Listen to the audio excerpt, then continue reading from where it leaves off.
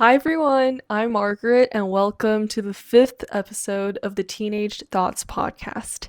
And today we're going to be talking about arguably one of the biggest debates in figure skating currently, and that is Russian athletes, just Russian athletes in general. And so this episode is filmed to celebrate the return of Russian athletes to competition in the next season from 2026 to 2027.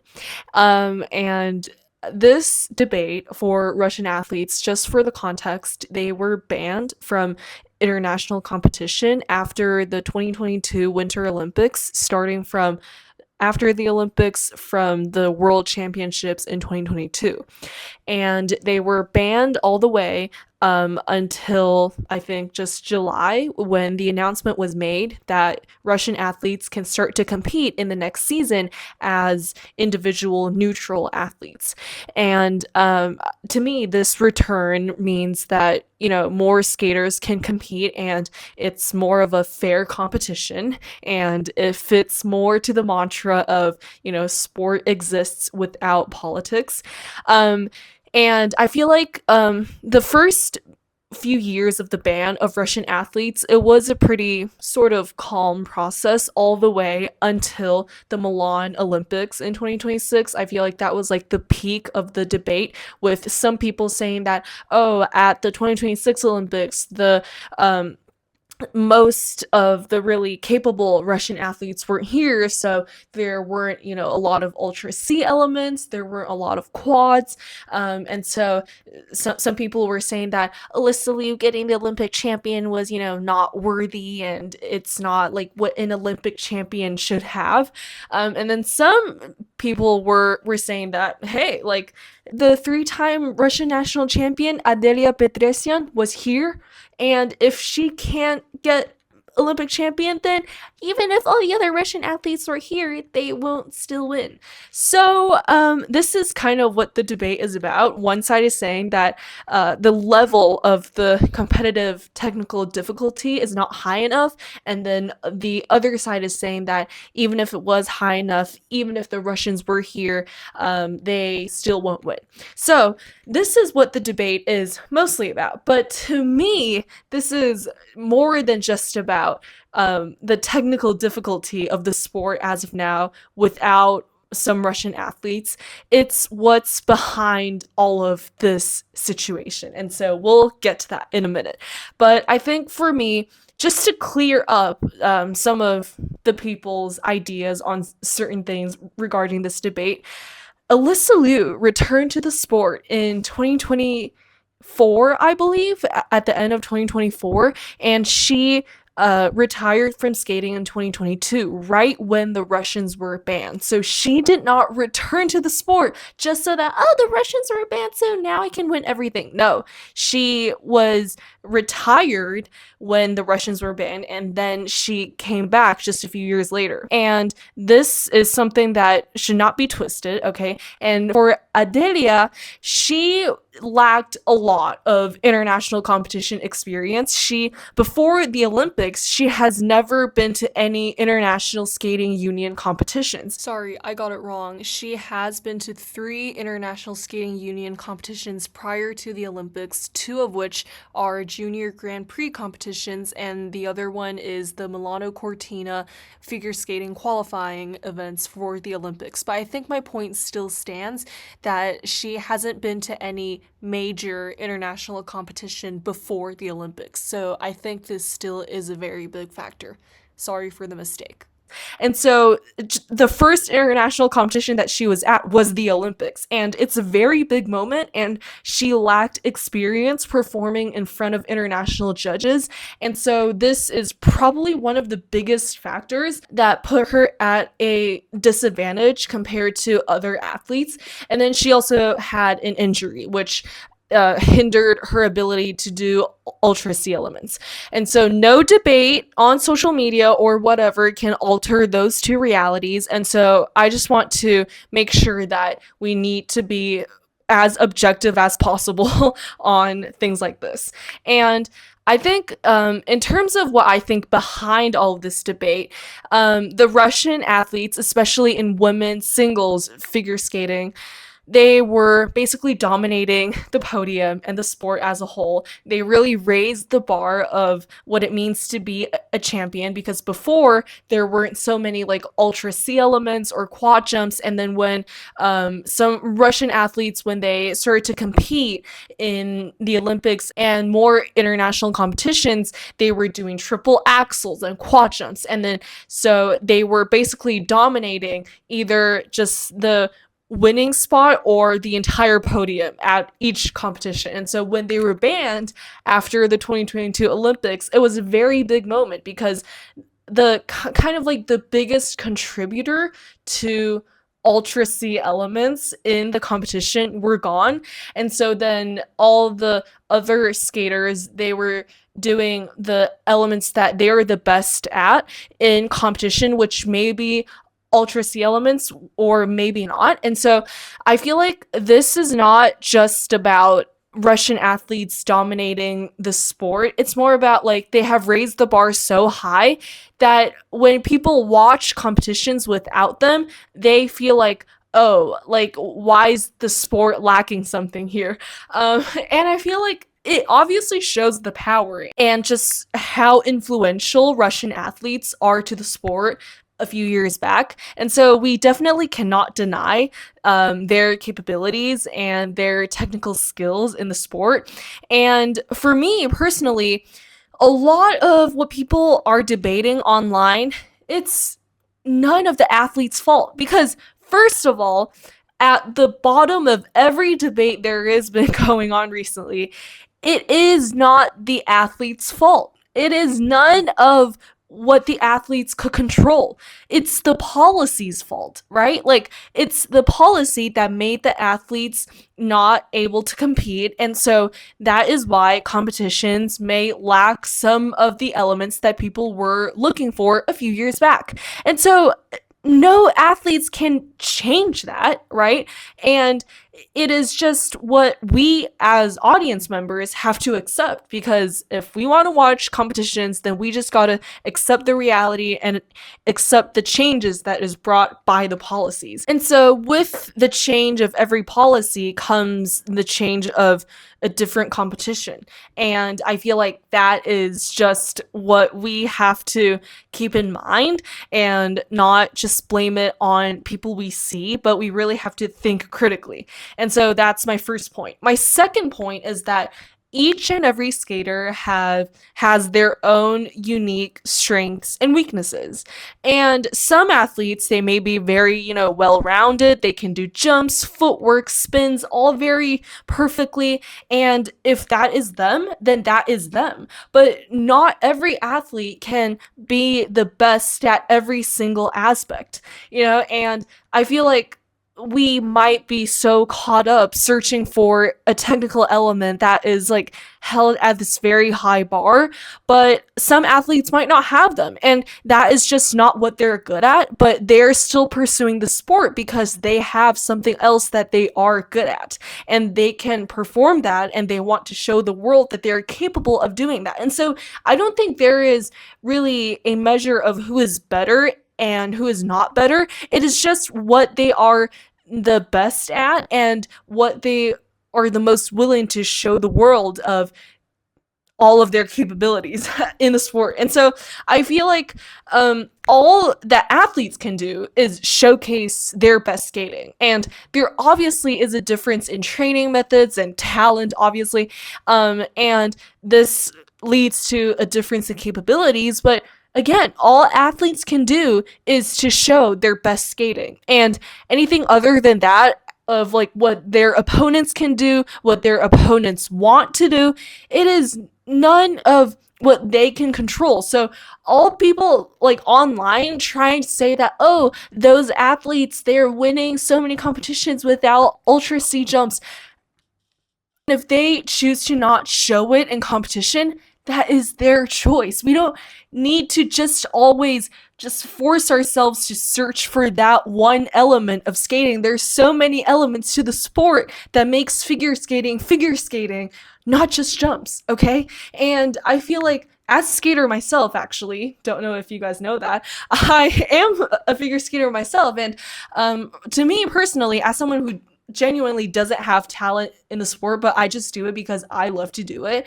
And I know that, to me at least, jumps are the hardest part of skating and the most terrifying part, and the part that I used to feel so like traumatic about, I guess, growing up, because I would fall so often and I would and my butt would hurt so bad.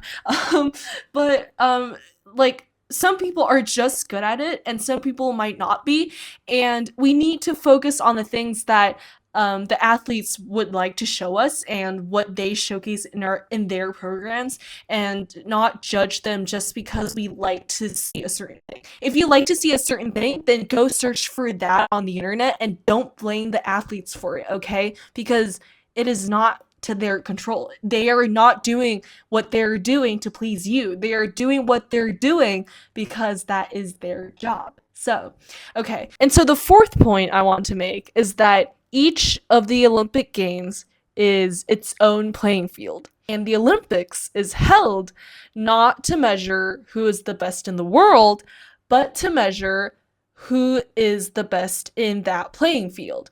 So, as we all know, the Olympics is held every 4 years, Winter and Summer Olympics. And out of all of the games, you cannot measure who is the best in history just by winning that one competition. Because obviously there is the evolution of time, and different eras produces different athletes of different capabilities because of training methods, standards, yada yada yada. But to me, when I think about that, I think about certain things like, at least in skating, the 2014 incident, as we all know, and also the 2022 incident with Kamila Valieva. And I feel like through these incidents, let's just say, we can see that the Olympics, certain things will happen before, during, or after it that alters certain things, and it is none of the athletes' control who compete, because the athletes compete because they are qualified and they're capable. But the Olympics, it can only qualify so many people. And so when I say that, I mean, like, if we think about it, out of all the athletes who compete there, they are there because they're qualified. And they're qualified because they're capable. And they're capable because they have had enough training. And they've had enough training because they're privileged enough to get access to those resources. And they're privileged enough to get access to those resources because they have a supportive environment around them that allows them to do so. And so when I think about that, I think about, like, there are so many people in this world, so many, who have talent and potential in so many sports, not just skating, who can just, after training, obviously, can be at the level of world champions, but who never make it to the Olympics because of social issues, like not having access to those facilities, or economic issues, monetary issues, like of their parents not being able to support them, as we might see in Euphoria. I don't know if that might connect, but or just other aspects such as war, famine, natural disasters, etc. And so this might feel like a stretch, but I feel like this is important for us to think about, because the Olympics, like, at each era of when the Olympics is held, something will happen, right? Like, something will happen before the years of the Olympics is held,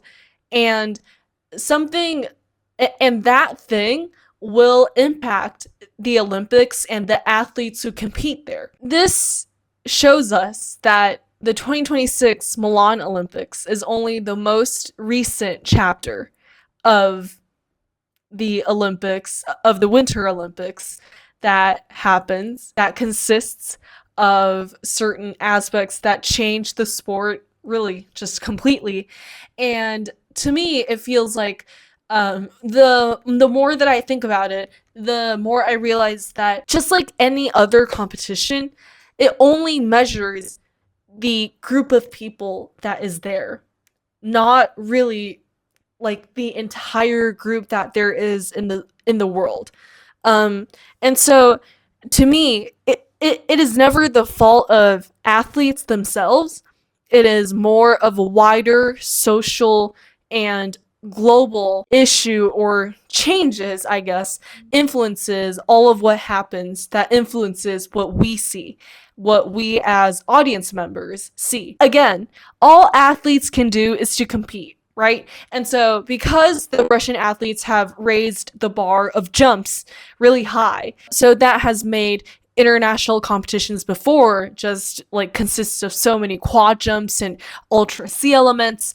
And this doesn't make the Olympics inferior to one another, though, if you think about it, because the Olympics, it's held to measure the champion or the greatest athletes of that era.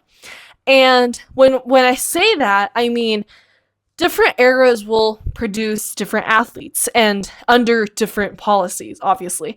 And in the 2022 Olympics, there were ultra C jumps and quads just done so frequently. And now in the 2026 Olympics, it might not be seen so frequently. But this doesn't make the Olympics inferior to each other because making of an Olympic champion is never easy in any era, right?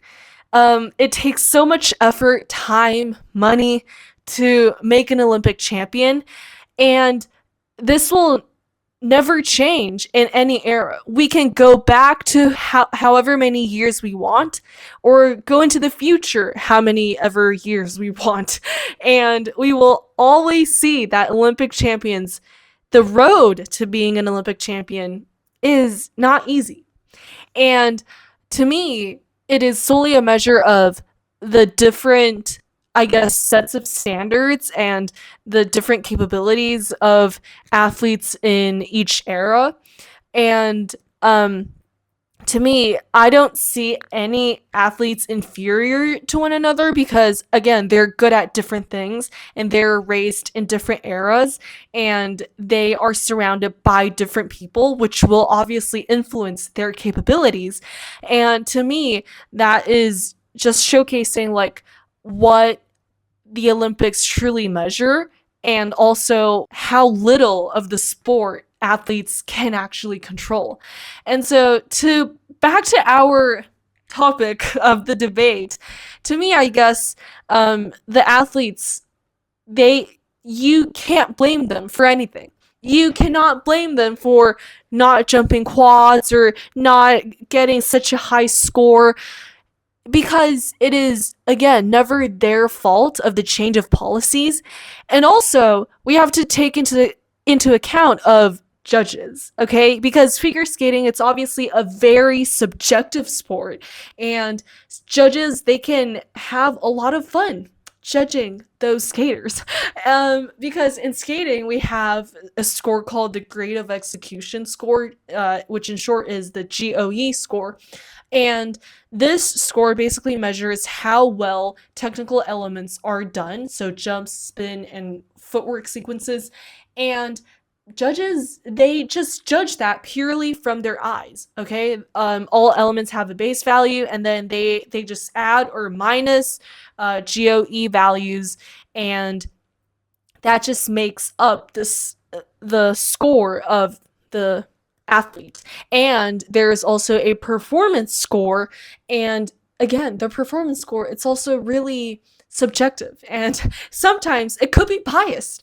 And the ISU, they can't even control what the judges think of the athlete, right? And so all of the people on the internet blaming Alyssa Liu, blaming all the Russian athletes about getting certain scores or jumping certain jumps, getting certain things, it's basically none of the athletes' fault. They are only jumping all the jumps that they could. They are only performing all that they could for the judges to score. And whatever the judges give them, it is none of the organization's fault. It is only what the judges think. Because at the end of the day, the judges, they're also human. They also have a favorite skater. They also have a certain type of performance that they love, or a certain music that they love, or a certain way of skating or a spin that they love that will make up their score. And so, again, in different eras, there will obviously be different athletes competing. And that will obviously vary their scores because it is very hard to get the exact same score as another athlete in figure skating. And to me, when I think about this, it is sort of a love-hate relationship with skating because I love skating for the sport, but I also sometimes hate it when I see certain judges not judging things really fairly. And to me, I just want to say to all of you watching this that us skaters, well, not me because I don't compete, but that skaters, they are in very little control of how their performance will be judged. And figure skating, it is judged to 2 decimal points. Okay, so it is usually 3 digits for their whole number for their score, and then down to 2 decimal points. And so that's what makes it really hard, and that's what differentiates skater from skater. And it could be a 0.01 difference, or it could be a 10-point difference, but that is the difference between a champion to a silver medalist to a bronze medalist. And that is the reality. And to me, I just think that we need to see this situation more objectively.